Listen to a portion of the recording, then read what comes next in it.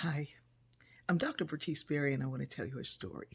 I was in my late 20s, I had already earned my PhD, and while I was earning my PhD, I decided that I wasn't going to date. It was a clear and deliberate and intentional decision. It was going to be PhD or poverty, and I wasn't trying to play with anything else. So I was totally focused.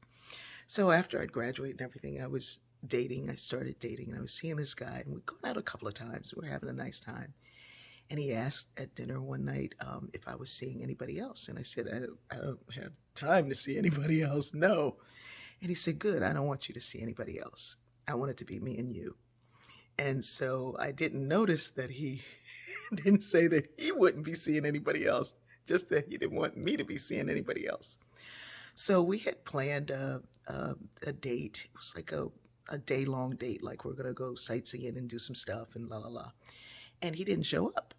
So I was like, that's odd. So I called his house, and his cousin was there. And his cousin said, oh, he's out with somebody else. And you should know that he's seeing multiple people.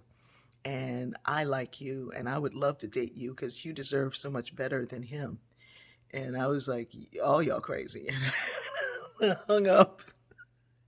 And so I just decided not to go out with him. He called the next day, and I didn't answer. And he called again, and I didn't answer. And then finally, on probably the fifth call, I answered. And he said, well, you just mad because I didn't make it, and I had an emergency come up, and I can't believe you acting all like this over just because I missed. And then I was like, I'm not acting any kind of way. I understand from your cousin and from some other people that you want to see other people. And he was like, well, you're trying to go slow, and I can't get everything I need from you, and la la la la la la la. But I want to continue seeing you. And I was like, no, that's okay. I'm good. And he was like, what? And I said, yeah, no, I don't want to see you. I'm good. And he was like, well, because I'm seeing other people. And I said, no, because you said you wanted to be for me to be exclusive, but you had no intentions of doing that. And so I don't want to be in some kind of imbalanced relationship. And I think maybe several months later, he started calling and was like, no, I wanted to see you, and da da da da da. And I was like, nope, I'm good. And I was telling one of my friends about it back then. She knew him, and he was a pretty impressive guy. He was kind of amazing. And she was like, I can't believe you're going to let this good guy go, and da da da da da. And, men, sometimes they need to see other people, and maybe it's something about you. Maybe you could change something about you.